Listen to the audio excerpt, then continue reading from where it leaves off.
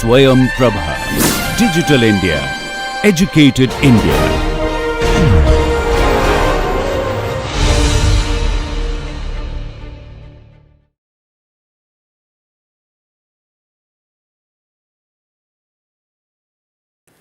First of all, I'd be talking about what's there in my presentation, because the content that is in my paper and the content that is in my presentation is really correlated, but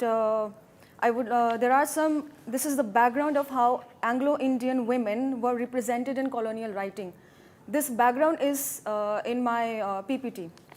So first of all, what is colonial writing? That it can be viewed in many ways, a part of political propaganda for justifying the empire and creating a myth of racial superiority, or as the record of an unusual confrontation of cultures abroad as exotica with commercial potential in terms of readership at home.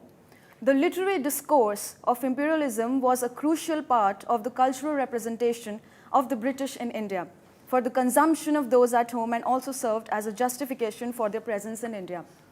I'd also like to say that few minutes, 10 minutes, I would be talking about my PPT, and the rest of 10 minutes I'd be talking about my paper. So Anglo-Indian literature, next slide please.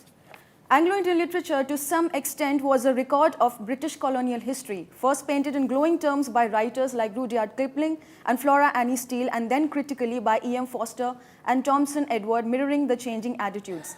The shift in sensibility and reaction from the kind of literature that Kipling wrote, a spontaneous celebration and mythicizing of imperialism, to a liberal democratic critique of the colonial system as represented by Forster, reflects not just the individual writer's personal and political commitment, but also proves that ideology is always a shaping factor in colonial writing. Herbert Stark, the Anglo-Indian historian, claimed that the decision to support marriages between British soldiers in those days and Indian women made the British directly responsible for the results of a deliberate policy of bringing into being a mixed population which would be loyal to them. Christopher Hawes sees the economic and social travails of the community as the outcome of an inexorable process of change. He draws attention to the extent to which Anglo-Indians overlapped with the British during the colonial period. The Anglo-Indians were an unwelcome and visible reminder of the complexity of the political, racial, cultural, and sexual transactions that characterized the colonial experience for both the colonizer and the colonized. Chinua Achebe, what he said is reported to have remarked that stories define us. Literature, despite or perhaps because of its subjectivity, remains one of the most vivid and easily accessible means of acquiring, disseminating, and processing information about a people, a society, or a community. Not only is it a powerful medium of cultural expression and a means of assessment and representation of a society by outsiders, but it also acts as a material force in the formation of class and gender distinctions. Stories, myths, and ideas portrayed in fiction are not just mechanistic reflections of social reality, but metaphorical representations of it. Its social character makes literature partisan, especially in a society with rigidly demarcated classes. I'd like to quote Gujuwa Thiongo. A writer, after all, comes from a particular class and race and nation. He himself is a product of an actual social process. A writer is trying to persuade us to make us view not only a certain kind of reality, but also from a certain angle of vision often, though perhaps unconsciously on behalf of a certain class, race, or nation. During the colonial period, race relations were constantly re-articulated in response to external developments which influenced discursive representations of all the inhabitants of the colonial space. The history and the very existence of the Anglo-Indian community were inextricably linked to these socio-political formations, which also influenced its imaging in contemporary literature. In order to study the development of the image frequently assigned to the Anglo-Indian woman, it therefore becomes imperative to take into account the psychological impact of racial confrontations. It is also necessary to consider the exigencies of colonial rule, which influence the evolution of a racially inferior as well as morally and culturally deficient stereotype. The conflation of race, class, and gender also influenced the negative imaging of Anglo-Indian women, many of whom belonged to the economically and socially marginalized class of barrack wives. Due to economic difficulties, many of them had to work for their living at a time when there was a discursive valorizing of the purity and domesticity associated with the housebound middle-class woman. Their hybridity, cultural differences, and impoverished status inflected constructions of the women in the community. With the passage of time, attitudes towards race hardened, and slowly even respectable and prosperous Anglo-Indians came to be viewed merely as objects of a grudging patronage which permitted no incursions into the privileges of the rulers. The Anglo-Indian women who shared the religion, the language, and many of the social habits of the British had the potential to breach the walls of privilege and exclusivity which the colonials had erected around themselves. Her ambivalent position in colonial society threatened the maintenance of the divide between the self and the other, which was the basis of the colonizers' assumption of moral authority and its justification for the empire. The Anglo-Indian, as portrayed in literature by authors who spoke from a position of colonial superiority, was thus endowed with certain negative traits. These were seen as being inherent in her blood due to her native connection, rather than as the products of cultural and social circumstances. Many of the novels written by the British in India during the days of colonial confidence were novels of manners rather than psychological novels, novels in which patterns of behavior were carefully observed and recorded, and in which penetrative introversion was of secondary importance. Stereotypes were often used as defense mechanisms to maintain and support the existing status quo. Indian English fiction written in the early years of the 20th century portrays most working women as either Anglo-Indian or Christian, rarely depicting the middle-class Indian women in such a role. Meena Shirvadkar's comment, perhaps the writers though thought the Eurasian and the Christian woman more amenable to the romantic setup of the novel, also reveals some of the cultural underpinnings which impacted the portrayal of the Anglo-Indian woman in Indian literature. Stereotypes are symbols of identification which are positioned within the ethnic and status structure of a society.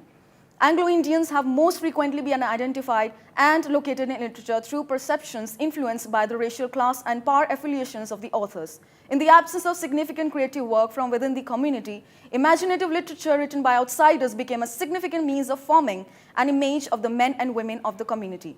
This permitted the projection of a selective and biased representation as the only reality, and creative writers, both Indian and British, and even more creative critics from all over the world, imagined that what it is to be Anglo-Indian, and let their fantasies run riot in painting the Anglo-Indian character in the worst colors possible. The word imaging, as my title is the imaging of the Anglo-Indian woman in colonialist literature, what the term imaging means. The verb imaging accords an active role to the other. Imaging implies projection, reflection, imitation, and the act of symbolizing. It is an imposition and has an element of control, the authority. It confers a certain degree of passivity on the subject which is cast in an image, the active role being bestowed upon the image caster. In the perceptions of themselves, Anglo-Indian women demonstrate a refusal to adhere to the dominance of binary oppositions. They explain their values and lives not in terms of binaries but as independent agents. They acknowledge their racial hybridity and grasp the moral opportunity to create their lifestyles. They resist complete identification with the Indian and with the British and claim their own space and subjectivity. Now I'd like to talk about my paper, finally coming to the content. Canon Cole once remarked that what strikes me very much is the ingenuity in word and phrase Anglo-Indian which has been expended in describing the dreadfulness of their characters. This opinion is echoed by Frank Anthony in his book, Britain's Betrayal of India, The History of the Anglo-Indian Community, which claims that the Anglo-Indian community has been perhaps one of the most misrepresented people in the former British Empire. Anglo-Indians have indeed been encumbered with the burden of an identity and a past that shaped their destiny, as well as the situation in which they have been and are sometimes even today perceived and represented by others. It is a past that was created in histories, travelogues, biographies, official documents, and perhaps most of all in literature. This enormous body of work has imposed the tyranny of the written word on identities and events. It has also influenced their subsequent interpretation by writers who often lack the requisite empathy or understanding. Isiel de Solapool ascribes dependence upon stereotypes to a resistance towards a constant re-evaluation of experience, as well as to the fact that they often form the core of our personal tradition, the defenses of our position in society. It is evident that during the colonial period, the imaginative reflection of complex historical and social phenomena in fiction was also frequently linked with the justification of empire and the maintenance of power. In India, the classic binary opposition between us and them was complicated, not merely by a symbiotic socio-cultural interaction between the two races, but also by the physical presence of the Anglo-Indian, who had the potential to blur the lines of demarcation between the rulers and the ruled. The Anglo-Indians were an unwelcome and visible reminder of the complexity of the political, racial, cultural, and sexual transactions that characterized the colonial experience for both the colonizer and the colonized. The growing presence of the community made it difficult for the rulers to occupy the moral high ground, which they gradually attempted to assign to themselves as they consolidated their political hegemony over the subcontinent. Class perceptions and divisions also played a significant role in determining responses to the community, as is indicated by the currency of the belief that God made the native, but Tommy made the Eurasian. The gradual proliferation of negative images of the Anglo-Indian woman in colonial literature reflects the progressive social, economic, and political marginalization of the respective community. It also reveals the subtle yet significant manner in which gender impacted perceptions of racial alterity and cultural superiority. Like other female inhabitants of the colonized space, Anglo-Indian women were evidently affected by racial, social, and cultural discrimination in ways that was substantially distinct from men. And this difference was reflected in their imaging in colonialist literature. Pejorative images of Anglo-Indian women, which are first encountered in late 19th century writing, became the stereotypical norm in the 20th century novels of Henry Bruce, Maud Diver, Ethel Savvy, Effie Penny, and other writers of what Alec Bohemer calls colonialist literature. One of the earliest of these, A Survey of Anglo-Indian Fiction by Bhupal Singh, draws attention to the presence of Anglo-Indian protagonists in colonial novels published until the 1930s. The title of the relevant chapter, Novels of Mixed Marriages and Eurasian Life, indicates a substantial engagement on the part of these authors with themes related to race and the crossing of racial boundaries. This preoccupation inevitably influenced depictions of the community in literary discourses.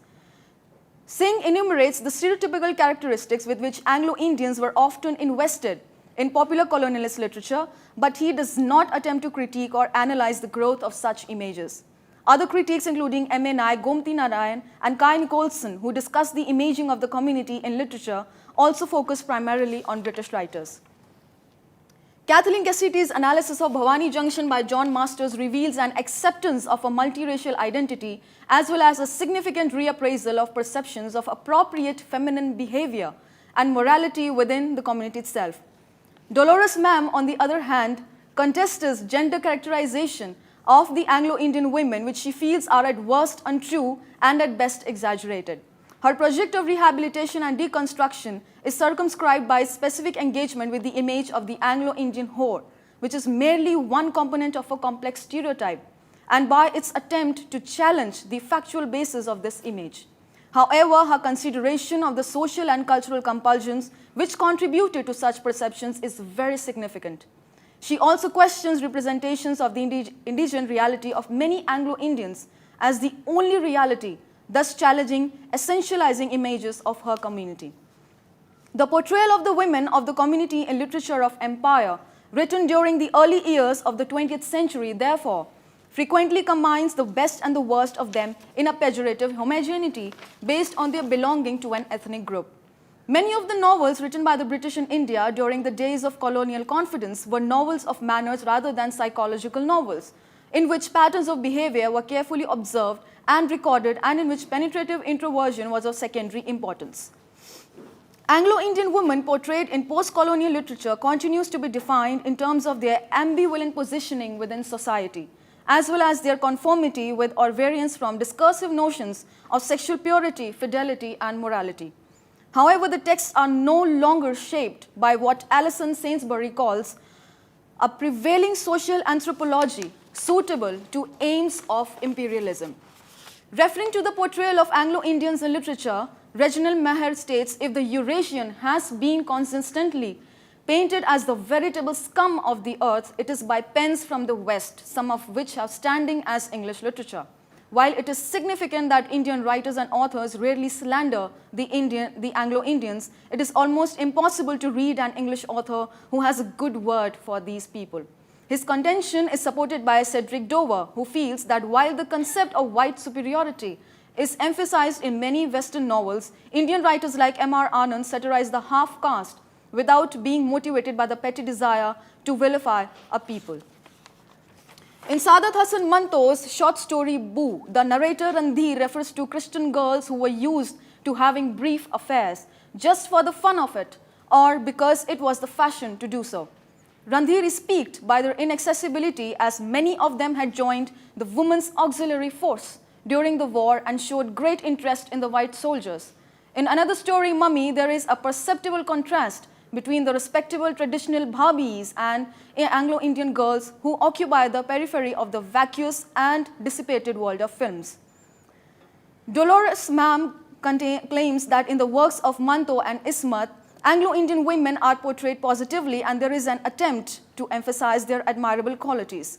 However, Manto's portrayal of Christian or Anglo-Indian girls as being casually promiscuous illustrates the manner in which stereotypes positioned in society's ethnic and status structure receive discursive reinforcement despite the absence of any simplistic moral judgment. Ismat Chughta's novel, The Crooked Line, again makes no clear distinction between a Christian and an Anglo-Indian in its delineation of one of the protagonists, Alma. She could be either, and her independent behavior just reinforces the difference between her and Shaman, who is very conscious of remaining pure despite her various relationships, infatuations, and refusal to conform to conventional norms of behavior. Notwithstanding the porosity of community at various levels, its cultural differences and predilection for privileging its Western heritage ensured its visibility.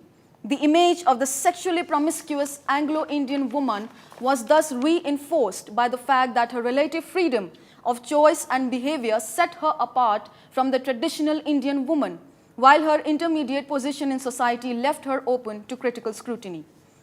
The imaging of Anglo-Indian women, despite certain lapses into time-worn representations, has also been impacted by socio-cultural modifications in acceptable norms of female behavior in India.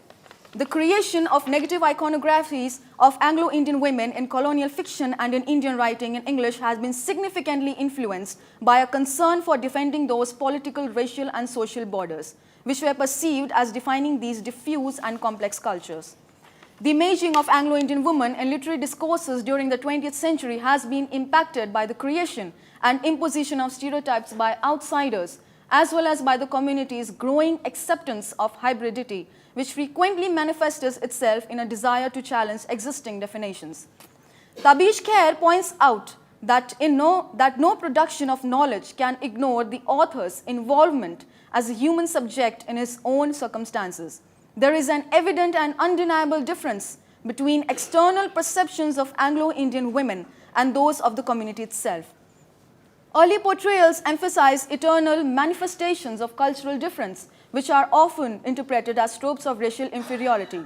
Gradually, the emphasis shifts to the Anglo-Indian women's potential to disrupt those lines of segregation between the races, which it must be conceded were always more clearly demarcated in literature than in life. I'd like to conclude.